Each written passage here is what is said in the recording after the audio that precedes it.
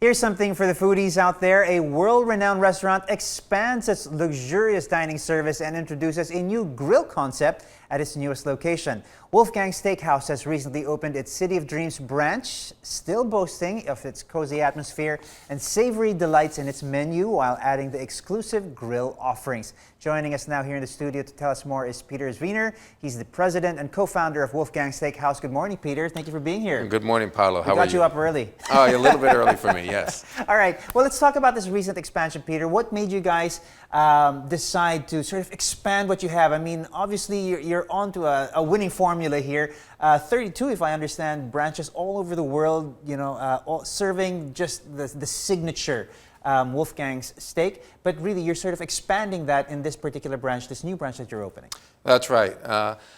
Here in Manila, we have already we had 3 locations. We wanted to open up our 4th, and to be a little bit different, we wanted to add more variety. Yep. And some of these dishes are still great, and they're still meat focused. Yep.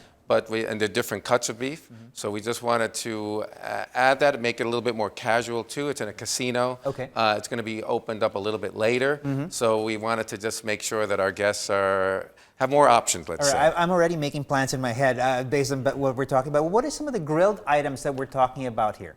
Well, my favorite is going to be the short ribs. We have the baby back ribs, lomo saltado. We have also some other items in the salads like the burrata cheese salad. We're also going to be offering arugula salad. So there's just a few more items that enhance our menu. We're also going to still keep the fabulous USDA dry beef that made us famous. Yeah, okay. I don't know if you can hear my stomach, but I as do, we were actually. going through the list there. Now, the City of Dreams branch is your 32nd location, as I mentioned.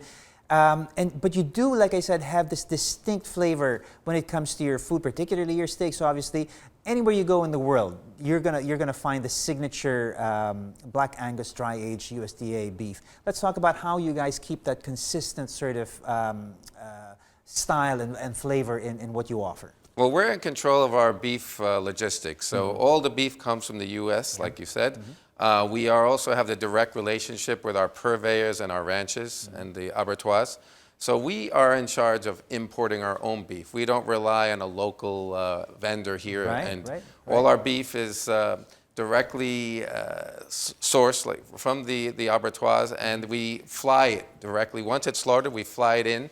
Within 2 days after the slaughter to ready chilled, in the as field. I understand it. It's chilled, never frozen. Never frozen. And each one of our locations has their own dry aging room. So we are also in charge of our dry aging process. Let's talk about that. How much preparation or how important is the pre-preparation before it actually hits the broilers? How important is how you treat your beef? And that's the trick, because most people would buy just a pre-cut, pre-aged piece of beef if they were going to do that. We have to think weeks in advance before we do this. So when the beef arrives into the Philippines, we will age the beef in our dry aging room for at least a month. Okay. We always say around 28 days. What does that do to the meat? 2 things. One, it's going to enhance the flavor. Like you said, it makes it more earthy. Number 2, it also makes it more tender. So during the 28 days, the enzymes are breaking down the intermuscular tissue, and it gets more tender. Nice. Okay, that sounds really good. All right, let's talk a little bit about how, I mean, you do have a consistent, like you said, and distinct style and flavor. Do you take into account, though, I don't know, the cultural differences? Filipinos have we like a very umami sort of taste. We like our food very savory, very tasty. Do you adjust for that in your menu or make a few tweaks or changes? How do you find the Filipino palate? The Filipino palate's very sophisticated.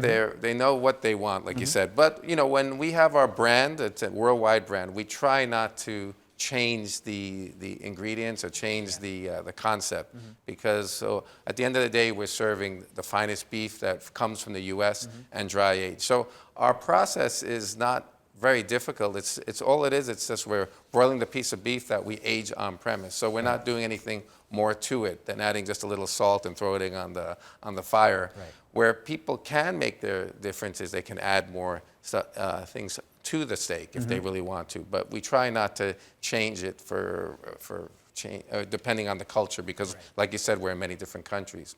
some of these dishes that we're going to be offering on the grill, we can make it a little bit more to There's a the lot of palate variety. There's a and lot of more variety. on that sense. Yes. All right, good stuff. Well, it sounds like you guys, have know your stuff, and you've stuck to this, and it's been a winning formula for you guys. Fourth branch, 32nd, all over the world. You guys are certainly onto something and doing something right. Peter, thank you so much for coming here to chat with us this morning and joining us here on New Day. All the best on this new branch. Thank you, Paulo. Great to be here.